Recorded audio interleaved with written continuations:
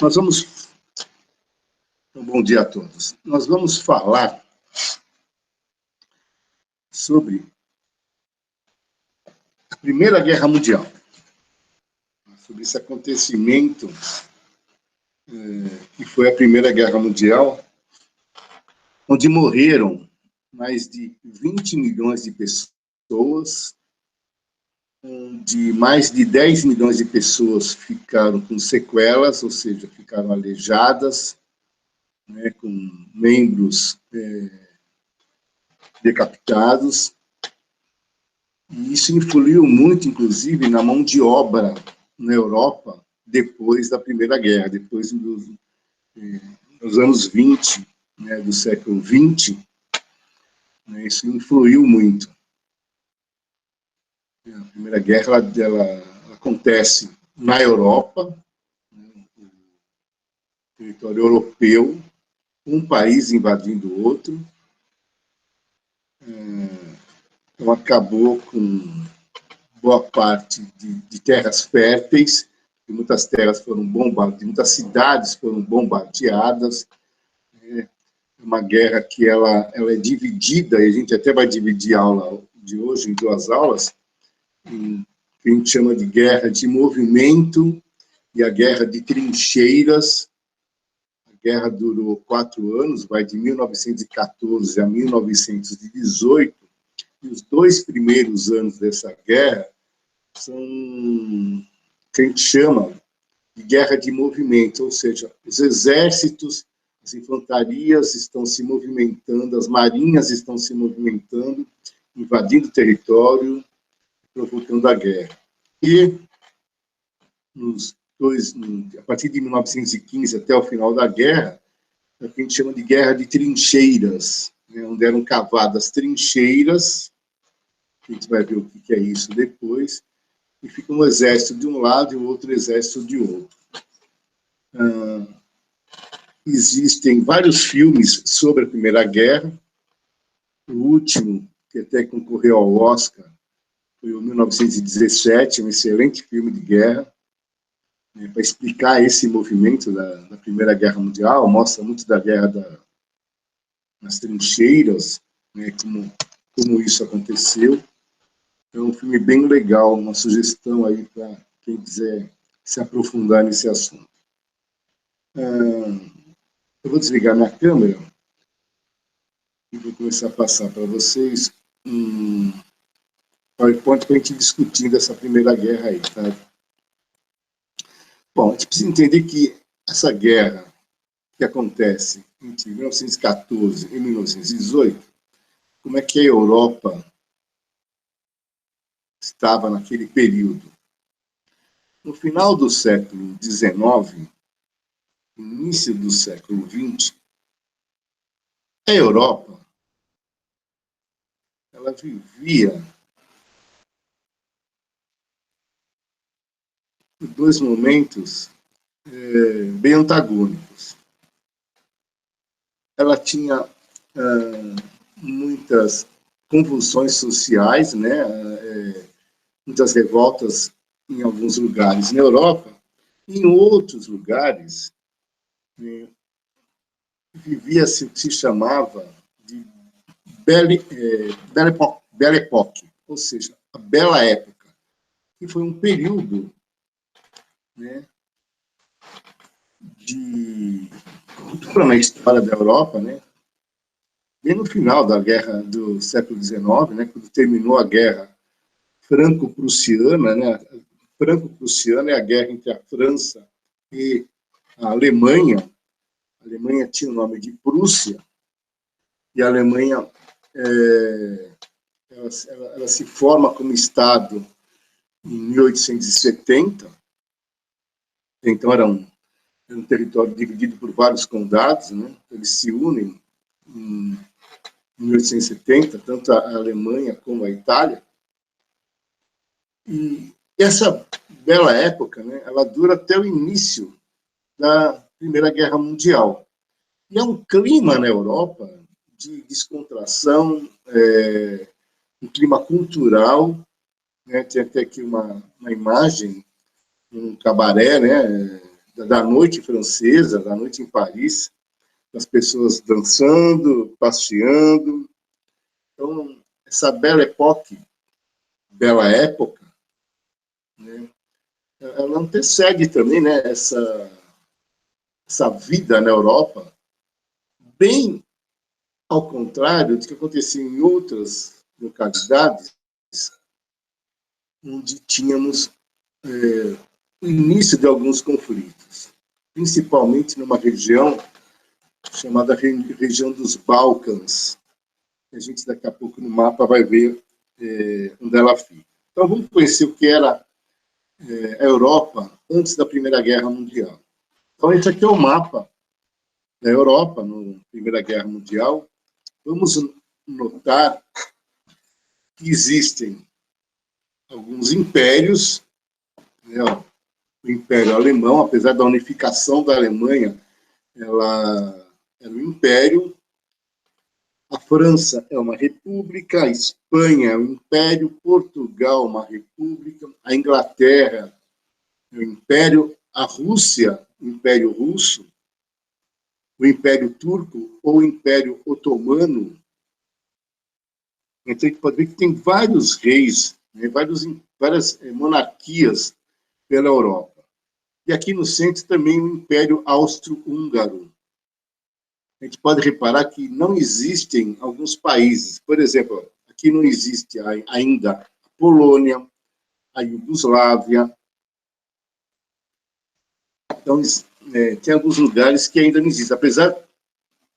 então, não existem esses países ainda. Existem essas etnias, mas elas não estão formatadas ainda como um país. Há muitos conflitos aqui na região dos Balcãs, que é essa região, é a região que fica entre o Império Austro-Húngaro e o Império Turco, né? Essa é a região dos Balcãs. Então, esses países como Sérvia, Romênia, Bulgária, eles estavam em convulsões sociais, né? Querendo acabar com as suas monarquias, e com o domínio de outras etnias nesses povos.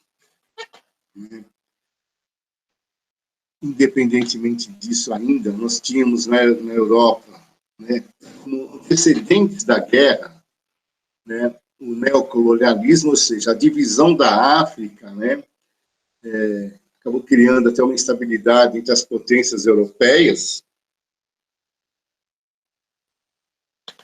onde, principalmente entre a Alemanha e a Inglaterra, que eram as duas maiores potências da Europa, havia, né, devido à guerra franco-prussiana, essa guerra entre a França e a Alemanha, que foi perdida pela França, vitoriosos foram os alemães, e a região pela qual a Alemanha pegou para o seu território, uma região chamada Lorena-Alsácia. Nessa região tinha-se muitas minas de carvão. E para quem me interessa minas de carvão? Eu estou em plena revolução industrial, as minhas indústrias precisam de carvão para funcionar. Eu estou começando, como eu estava vendo no mundo, muitas questões de disputa, alguns países começam uma corrida armamentista, né? As suas indústrias começam a se voltar para a indústria bélica. Lá na própria região dos Balcãs, nós temos a turma dos eslavos, né, que querem a sua liberdade, os germanos que querem começar a conquistar outros territórios também, ou seja, o clima na Europa, no final do século XIX, começo do século XX, estava meio pesado. Tem uma grande competição industrial entre, né, duas potências aqui, ó, a Alemanha e a Grã-Bretanha, Pode ver aqui a produção de carvão e a produção de aço desses dois países. Podemos ver que a produção da Alemanha, que é o que está em vermelho, ela de 17 milhões de toneladas, ela passa para quase 280 milhões de toneladas de carvão. Isso é proveniente daquela região que ela pegou, né, que ela conseguiu capturar da França. E, com isso, a produção de aço da Alemanha sobe quase 10 vezes em 30 anos. Sai de 1,5 milhão para 13 milhões. A gente pode ver que começa com uma grande competição entre algumas das potências europeias. A Alemanha e a Inglaterra eram as maiores potências na ocasião. Nesse período, né, tinha uma que eles chamavam de paz armada, né, que exatamente até o período daquela bela época. E o que é que foi essa paz armada? Né? Foi um período na história política da Europa que vai desde do fim da Guerra Franco-Prussiana até o início da Primeira Guerra Mundial, ou seja, bem naquela bela época, né, que eu falei que existia um antagonismo, né, e é caracterizado pelo forte desenvolvimento da indústria bélica das grandes potências e a crescente tensão nas suas relações internacionais. Ou seja, temos aqui duas coisas bem distintas, né? Um avanço cultural em alguns lugares, principalmente em Paris, na França, e em outros países o aumento da indústria bélica, que a gente chama da paz armada. Ninguém estava em guerra, mas estava todo mundo se armando. Além da paz armada, eu tenho a disputa, né, entre o mercado consumidor mundial, entre a Alemanha e a Inglaterra, disputas do neocolonialismo, né, da Alemanha, Itália, contra a Inglaterra e França, né, os seus territórios, uma tensão internacional entre a Alemanha e França, devido à guerra franco-prussiana, por causa da região da Alsácia-Lorena, que é onde eu tenho grande produção de carvão, e o Império Austro-Húngaro, né, em tensão com a Rússia e aquela região dos Balcãs, a região eslava.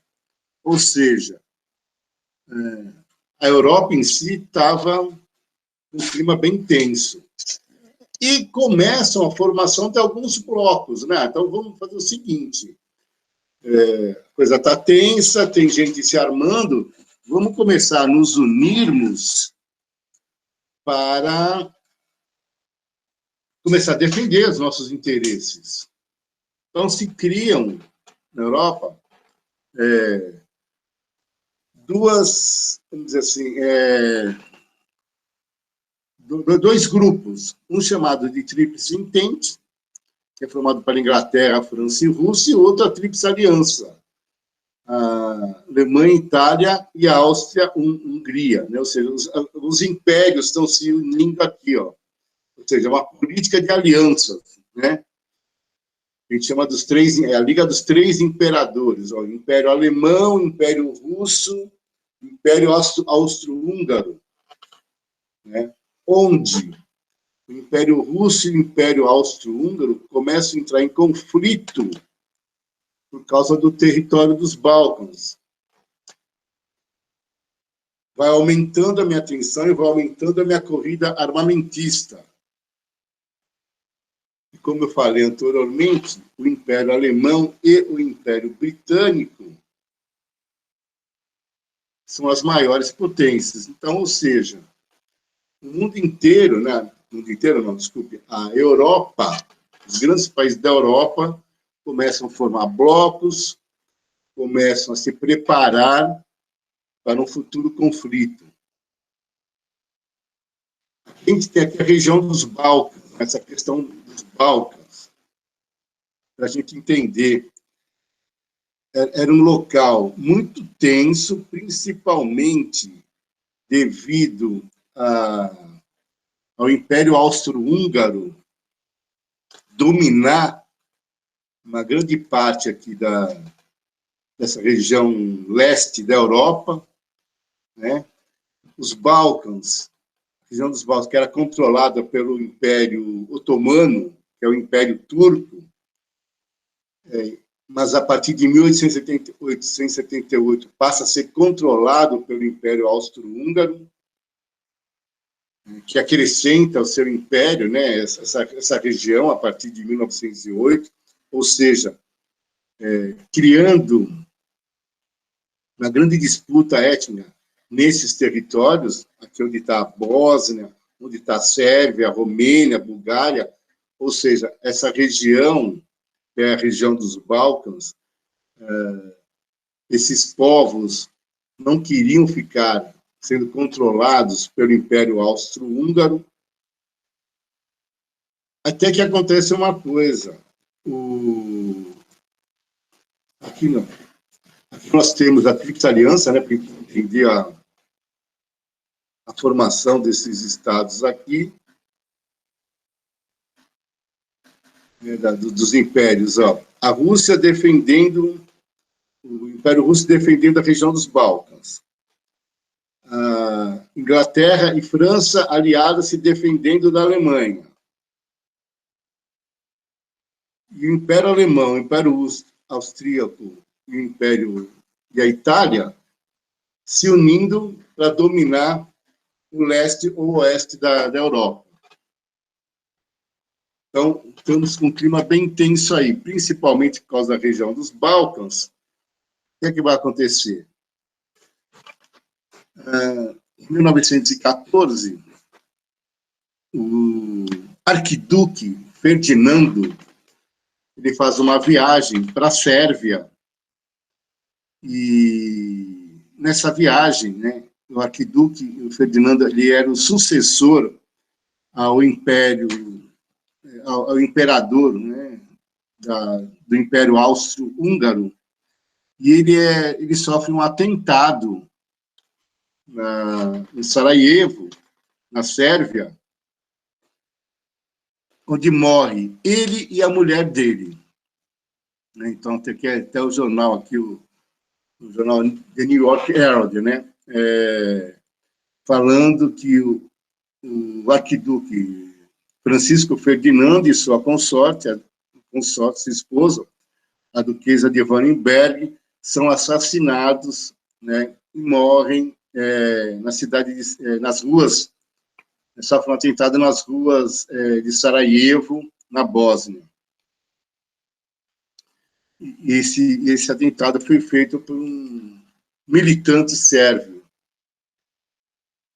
Esse é o estopim dessa guerra, né? De toda aquela tensão que havia na Europa, esse fato é o estopim para o Império Austro-Húngaro invadir a região dos Balcãs e a Rússia, que apoiava esse pessoal dessa região, da Alemanha invadir também a França, ou seja, a Europa começa a ter o início dessa guerra. Com isso, nessa guerra, eu preciso de soldados, eu vou fazer propagandas para que as pessoas se alistem no exército, né? Então, tem aqui, ó, 2 tipos de propagandas, uma propaganda inglesa, a outra propaganda alemã. Então, aqui a propaganda inglesa é: seu país precisa de você, né? Um cara apontando o dedo. Na Alemanha, a mesma coisa, né? Falando que, convocando as pessoas para a guerra, e as pessoas se alistavam, iam para a guerra. E nessa guerra, a gente teve o desenvolvimento de muitas tecnologias. Vamos lembrar que os países estavam desenvolvendo as suas indústrias, estou em plena Revolução Industrial, estou em plena industrialização bélica, Então, algumas tecnologias ficaram muito evidentes nessa guerra. Então, tem um salto tecnológico provocado pela Revolução Industrial. Que salto é esse? De estrada de ferro, ou seja, de ampliar a minha malha de estrada de ferro, e com isso consigo levar mais tropas. O teleférico, o telex sem fio, né, o telégrafo sem fio, motor a explosão e motor elétrico, o desenvolvimento do automóvel, do avião, do tanque de guerra e submarinos. A artilharia pesada, ela ganha mobilidade com essa tecnologia e chega ao fronte. Eu tenho o desenvolvimento também de armas químicas, ou seja, toda a minha indústria bélica, tudo aquilo que pode favorecer essa indústria, está em franco desenvolvimento. Aqui nós temos algumas imagens, né, de um automóvel, né, de um tanque também utilizado na Primeira Guerra. Vamos notar que eu preciso de aço para fazer esse tanque, né, por isso que a Alemanha tinha desenvolvido a sua produção de aço, aumentou bastante, né, até a Primeira Guerra Mundial. Aqui eu tenho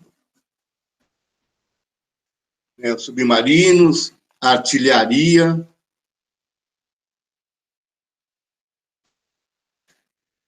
Outra evolução, vamos dizer assim, uma evolução tecnológica para a época, esse bombardeiro, né, esse canhão chamado de Grosse Bertha, né, o Grande Bertha, ele conseguia bombardear a cidade de Paris a 100 quilômetros de distância, ou seja, nem precisava chegar em Paris, nem precisava chegar nas grandes cidades para bombardear elas.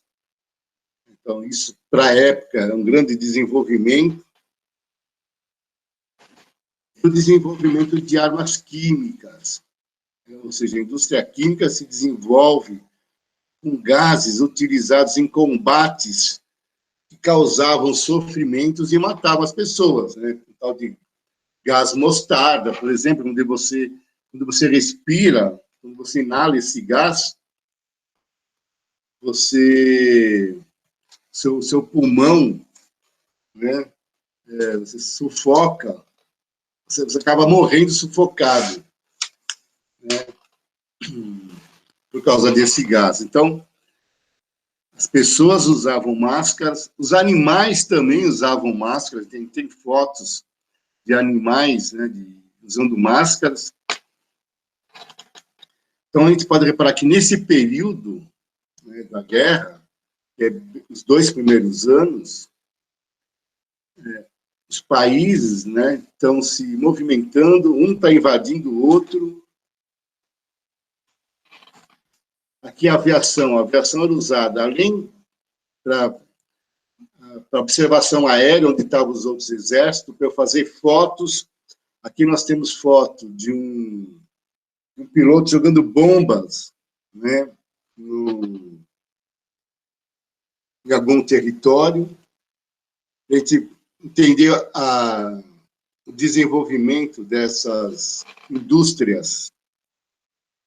A Alemanha, no começo da guerra, tinha 204 aviões, no final ela tinha mais de 5.000 aviões. A França, a mesma coisa, tinha 162 aviões, no final da guerra ela tem mais de 10.000 aviões. Então, toda essa tecnologia da época é utilizada para isso. A gente tem uma discussão de quem inventou o avião, né? Se foi o Santos Dumont, o brasileiro, ou os americanos, né? Os irmãos Wright, americanos. Quem inventou o avião foi o Santos Dumont.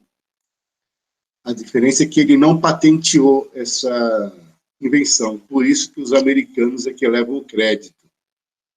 E quando o Santos Dumont soube que a invenção dele estava sendo usada na guerra, né, matando pessoas, ele, que era uma pessoa extremamente depressiva, ele acaba se matando aqui no Brasil, ele se suicida, o Santos Dumont.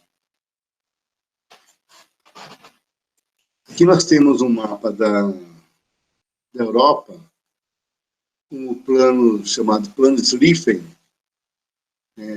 O Schlieffen é um estrategista alemão, um comandante alemão, e na primeira parte da guerra, ele faz o seguinte plano de invadir a França, invadindo primeiro a Bélgica. Ele invade a Bélgica para atingir a França. A França desloca seu exército para proteger as suas fronteiras ao nordeste, ao norte. Ele também invade a França em outros pontos, né, pelo sul do país, né, pelo sul do país. Ou seja, a França é invadida tanto pela Alemanha como pela Itália também. Então, eu tenho toda essa região que nós estamos vendo aí em guerra. E os 2 primeiros anos dessa guerra são conhecidos como uma guerra de movimentos. Vou dar uma parada por aqui.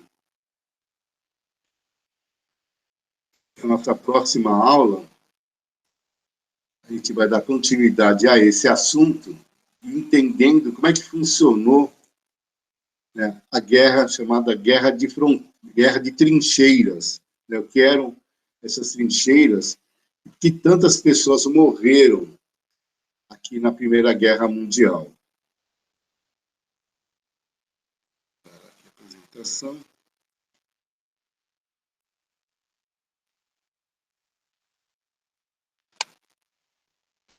Dúvidas, meninas?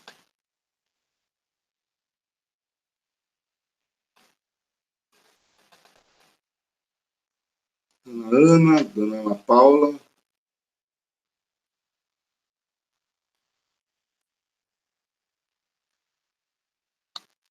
E senhoras?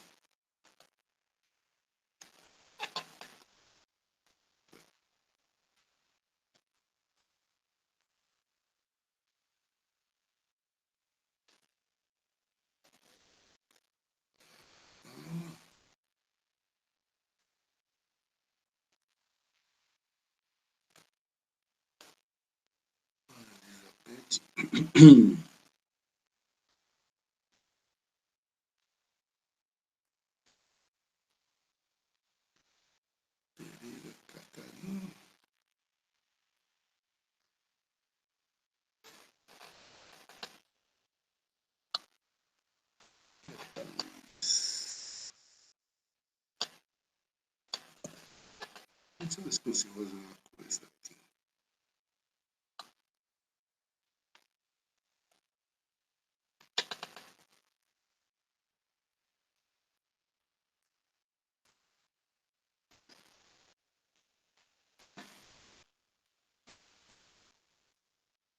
Eu entendi essa primeira parte da guerra, meninas.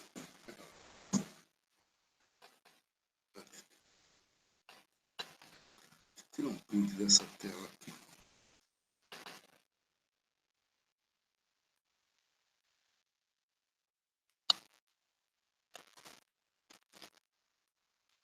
Oh, meu Deus do céu.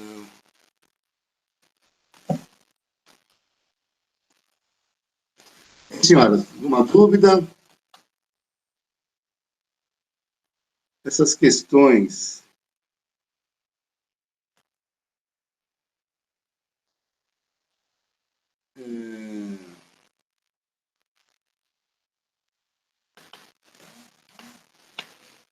caem normalmente em vestibular, tá?